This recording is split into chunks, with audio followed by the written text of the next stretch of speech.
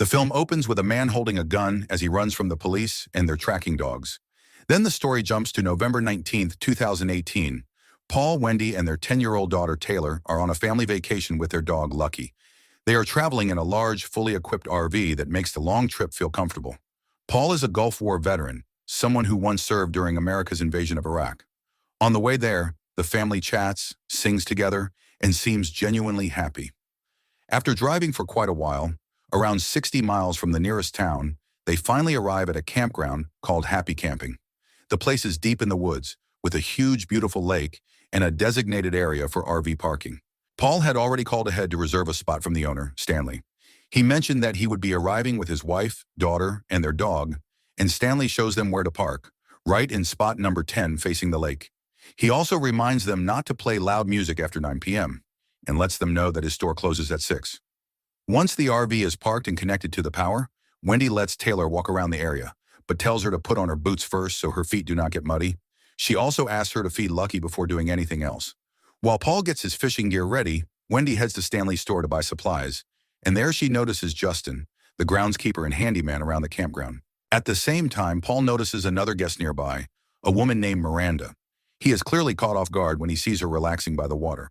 The two of them introduce themselves and talk for a bit. Miranda explains that she came with her husband Eric the day before to celebrate Thanksgiving and clear their heads. After Miranda returns to her RV, Paul and Wendy begin setting up a picnic table by the lake. A little later, Lucky wanders out of the RV. But when they call for Taylor, there is no response. Taylor! Oh, she didn't get locked in the bathroom again. Wendy goes to check inside the vehicle, and to her shock, Taylor is not there. This is the vanished. Anything you want to tell me?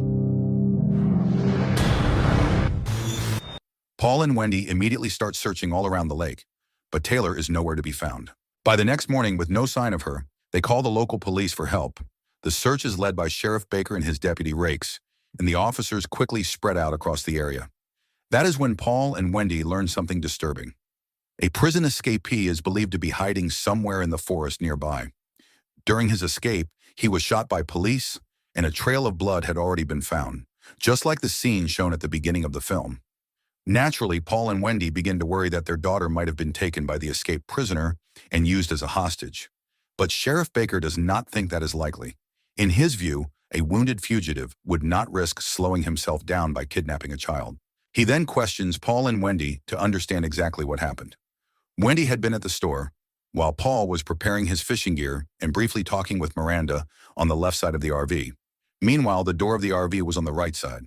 Paul insists that he never heard any footsteps or the sound of a door opening, which only makes the situation more confusing. Baker has also spoken with Miranda and her husband Eric, who have been traveling from city to city for weeks. At the time Taylor disappeared, Eric claims he was inside their RV. There are no other visitors in the area. Before leaving, Baker gives Paul his card and a walkie-talkie so the team can contact him immediately if they find anything. He also tries to reassure them, saying that in his 32 years working there, a child has never gone missing. He promises they will find Taylor. That night, Paul and Wendy anxiously wait for updates from the police. Even though they are told to stay in the RV, Wendy becomes too restless to sit still.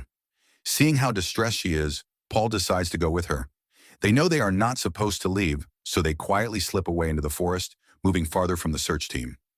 Deep in the woods, they come across a man asleep near a campfire.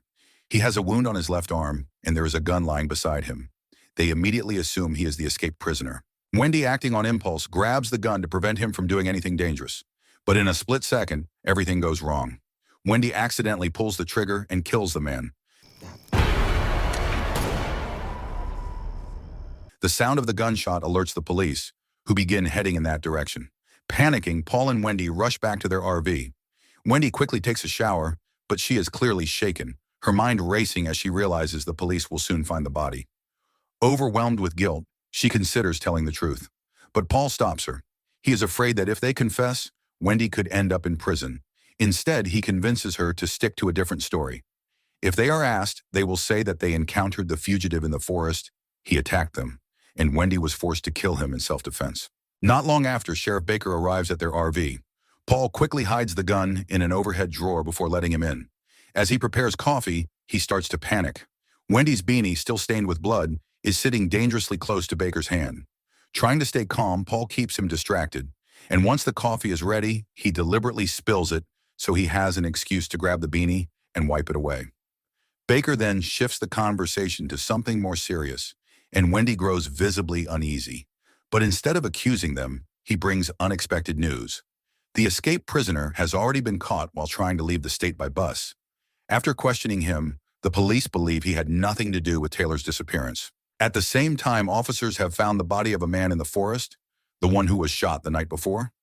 It turns out he was just a solo camper who enjoyed survival challenges. Now the police are trying to figure out who killed him and why. Baker asked Paul and Wendy to come to the station to file an official report, since Taylor has now been missing for 2 days. Wendy is still trembling, overwhelmed with guilt for killing an innocent man. She blames herself, but Paul tries to pull her back, reminding her that their priority is finding Taylor, and what happened in the forest was just an accident. Later, Justin comes by to express his sympathy. He says he did not see or hear anything unusual around the time Taylor disappeared. He also advises them to inform their families, and he arranges a press conference so the case gains wider attention, including the shooting incident from the night before. When they return to happy camping, Miranda and Eric come by with food and offer their support. Paul considers having dinner together, but Wendy suddenly snaps. She storms into the RV and throws the food away, unable to accept the idea of sitting down for a meal while their daughter is still missing. Her frustration quickly turns into jealousy. She cannot ignore the way Paul looked at Miranda earlier, especially since Taylor disappeared while he was talking to her. Paul tries to calm her down, reminding her that even though he made mistakes in the past, he has promised not to repeat them. Meanwhile, Miranda quietly watches their RV from a distance, overhearing the tension between them. At his home, Sheriff Baker tries to clear his mind by drinking and practicing his aim, shooting at bottles he has set up. But even then, he cannot escape the weight of the case. As he looks at photos of his family, he finds himself thinking about Taylor and her disappearance. His wife reminds him not to bring work home, warning that it will only make things harder for him. Back at the RV, Paul urges Wendy to get some rest. She has not slept in 2 days. Even though her body's exhausted, her mind refuses to stop thinking about Taylor. The more she thinks about it, the more suspicious she becomes of Miranda and Eric. She remembers how Lucky barked at them earlier, something the dog never does without reason. That night, while Miranda and Eric are out helping the police search the forest, Paul and Wendy decide to take matters into their own hands.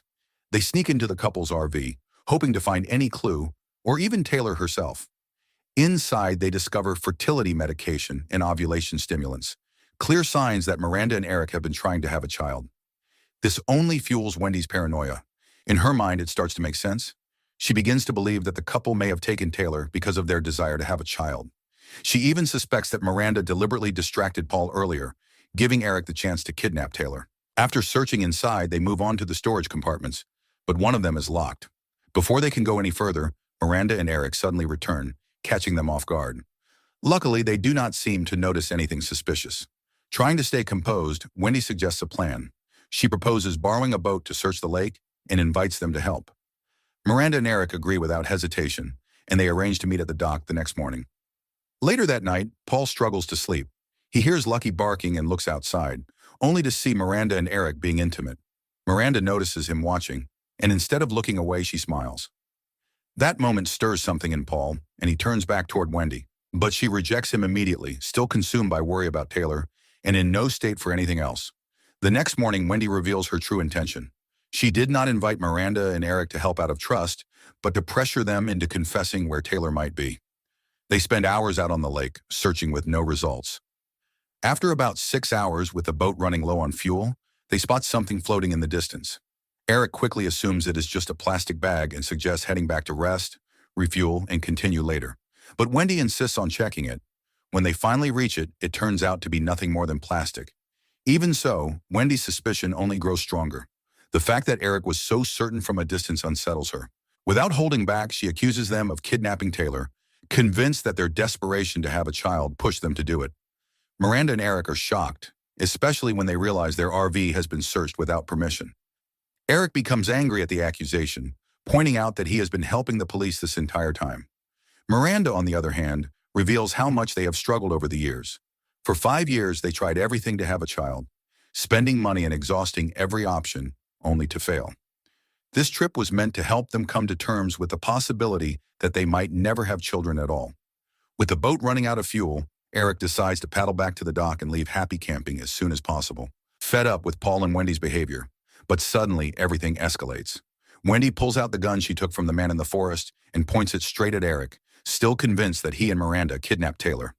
Even as Miranda tries to make sense of the situation, Wendy's accusations become more extreme. She starts to believe that Miranda intentionally flirted with Paul, possibly to get pregnant, because Eric could not give her a child. Tension finally explodes. Eric lunges at Wendy, and they both fall into the water. In the chaos, Paul jumps in and fights Eric. The struggle turns violent, and Paul ends up stabbing him over and over until Eric is dead. Miranda disappears during the chaos, likely shot in the process.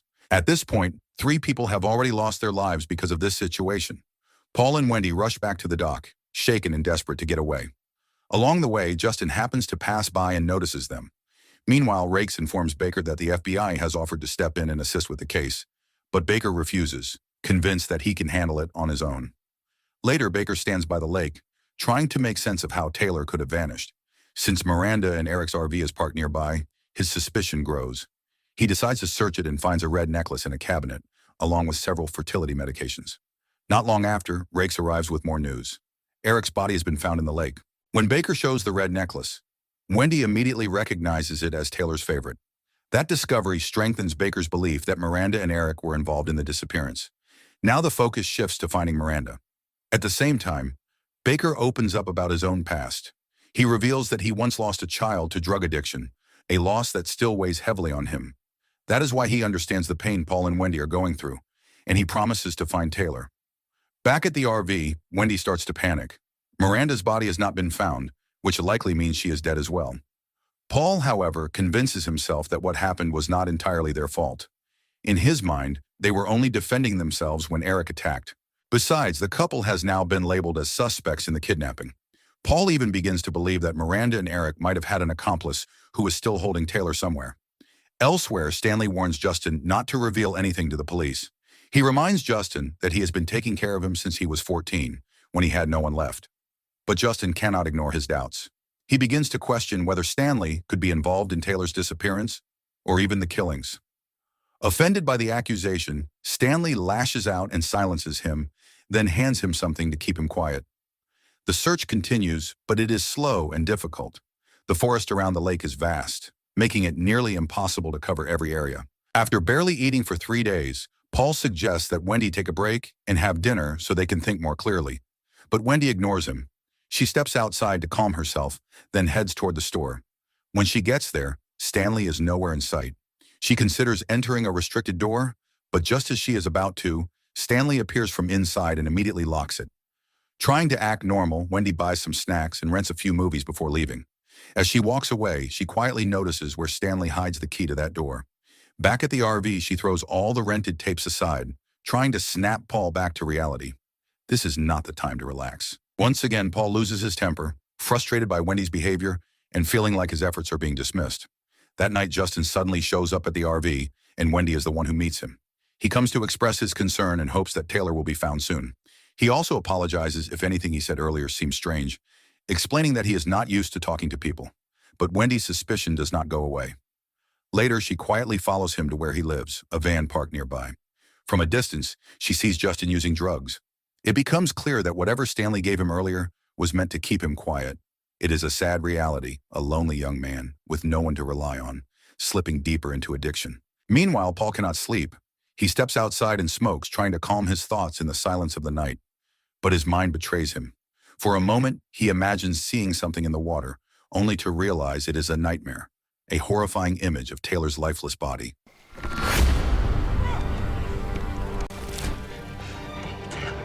Taylor? Honey?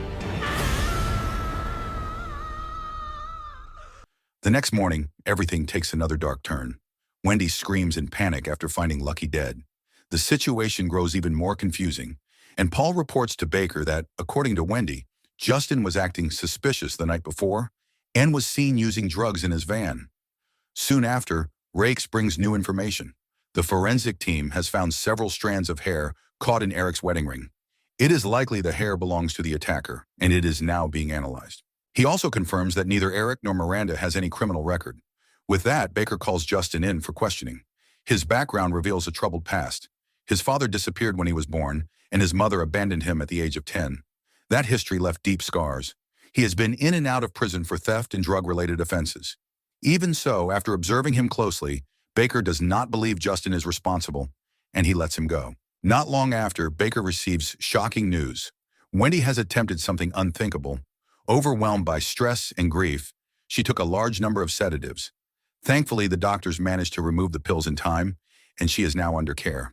Seeing how fragile they both are, Baker suggests that Paul and Wendy speak with a grief counselor. They agree. When the counselor arrives, the focus shifts to their emotional state. They are encouraged to support each other and face what they are going through together. The counselor explains the 5 stages of grief, denial, anger, blame, depression, and finally acceptance.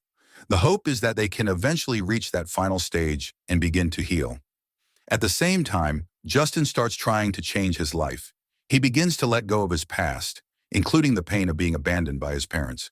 Determined to move forward, he throws away his drug equipment. Back at the RV, Wendy still cannot sleep. Her thoughts keep circling back to Taylor. Then she remembers the locked room inside Stanley's store. With the store now closed, she decides to go back and investigate. On the way, she runs into Rakes and casually says she is just returning the tapes. When Wendy arrives at the store, she knocks on the locked door to make sure Stanley is not inside. Once she feels safe, she grabs the key and unlocks it. But instead of a normal room, she finds a narrow hallway that leads to Stanley's private space. As she looks around, something even more disturbing catches her attention. Hidden behind a wardrobe is a secret passage. Inside, there is another room, its walls covered with soundproof padding. Shelves are filled with videotapes, each labeled with different names. Curious and uneasy, Wendy plays one of the tapes. What she discovers is horrifying. Stanley is not just a campground owner, he is a predator. The tapes reveal recordings involving dozens of children. Before she can react, Stanley returns and attacks her, knocking her unconscious. When she wakes up, she is tied up, her mouth taped shut. Stanley has no intention of facing the police.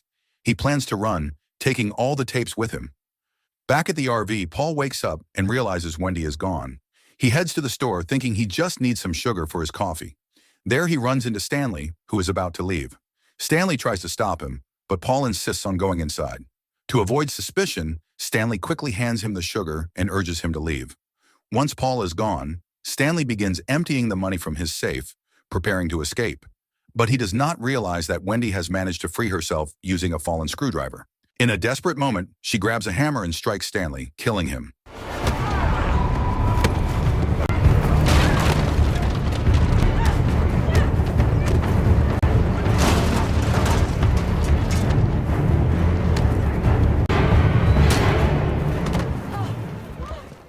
Soon after, she reports everything to the police. The next morning, Baker holds a press conference to update the public. Stanley, now dead, is considered the main suspect in Taylor's disappearance. The evidence found, including the disturbing tapes, points to him as a dangerous predator. He is also suspected of being involved in the deaths of Eric, the man in the forest, and the disappearance of Miranda. Even so, the search for Taylor continues, though the chances of finding her are growing smaller. Rakes informs Baker that the FBI has finally stepped in and is sending agents to assist, although it will take time for them to arrive due to their remote location. Paul and Wendy are told to return to their RV and rest, but Paul has already started to accept a painful possibility. He believes that Taylor is most likely dead and that Stanley may have buried her somewhere. To cope with that thought, he decides to throw away Taylor's belongings, hoping it will help them move on. Wendy resists at first. Those items are the only connection she has left to her daughter. But Paul insists. After 5 days with no sign of Taylor, he believes there is no hope. He tries to push Wendy toward acceptance, urging her not to stay trapped in grief. That night, Justin struggles again. The trauma he tried to leave behind comes back, and he returns to his drug use. But while going through the trash, he finds something that stops him. Among the discarded items are Taylor's belongings. The discovery unsettles him. It does not feel right. He tries to contact Baker, but his call does not go through. The next morning, exactly 6 days after Taylor disappeared, Baker's personal life begins to fall apart. His wife leaves the house, unable to handle the way he keeps drowning in his work, constantly thinking about the loss of his own child and the mystery of Taylor's disappearance. Later, Baker checks his phone, which had died the night before. As he scrolls through the case details, something catches his attention. There is a strange detail in one of Paul's family photos taken during a trip to New York while Wendy was pregnant with Taylor. Without wasting time, Baker calls Rakes to review Paul and Wendy's background. Their records are clean. Paul is even a respected war veteran. Up to this point, the investigation has focused only on them as parents, not on Taylor herself. Then Baker notices the key detail. In that photo, the Twin Towers are still standing, but those buildings were destroyed in 2001. Since the story takes place in 2018, the timeline does not make sense. If Taylor were truly 10 years old, that image should not exist. Realizing something is very wrong, the police immediately reach out to Paul's family. When they finally get in touch with his brother, the truth comes out. Taylor did not go missing. She died 6 years ago, at the age of 10, in a tragic drowning accident during a family camping trip. From that moment on, Paul and Wendy's mental state began to deteriorate. They sought treatment for depression, but only briefly, and the trauma never truly healed. Instead, they developed a shared delusion, both believing that Taylor was still alive. This condition is known as folie à deux, a rare disorder where delusions are shared between people with a close emotional bond. Looking back, the film quietly leaves clues. Paul shows signs of slowly accepting the truth, seen in his calmer behavior and attempts to move forward. Wendy, on the other hand, remains consumed by denial, often emotional and overwhelmed by fear. According to Paul's brother, they have been living like this for years, acting as if Taylor is still part of their daily lives. They even go as far as pretending to take her to school. It is their way of holding on, and perhaps the only thing keeping their relationship intact. Because of that, the family chose not to interfere, especially since Paul and Wendy could still function normally on the surface. Then the lab results come in. The hair found on Eric's ring matches Paul. That confirmation shocks Baker and Rakes. It finally becomes clear that Paul and Wendy are not just grieving parents. They are responsible for the killings, driven by a broken reality shaped by their unresolved trauma. Baker, Rakes, and the police immediately head back to happy camping. But when they arrive, Paul and Wendy are already gone. They have left to continue their journey as if nothing ever happened. From here, the story begins to reveal the full picture through the 5 stages of grief that Paul and Wendy have been trapped in all along. It starts with denial. They refuse to accept Taylor's death and convince themselves that she is simply missing. Their emotions spiral out of control, leading them into anger. Then comes blame, where they accuse others of being responsible, even going so far as to kill in the process. It is later revealed that Paul himself planted Taylor's red necklace inside Miranda and Eric's RV just to make their accusations seem real. Everything they believed was built on their own delusion. Eventually, they fall into the 4th stage, depression. Wendy reaches her lowest point, losing control of her emotions to the extent that she does something unthinkable, even killing Lucky. At the same time, another piece of truth surfaces. Justin finds something in the trash, a towel with Taylor's birth date printed on it, January 2002, further confirming the timeline that does not match their version of reality.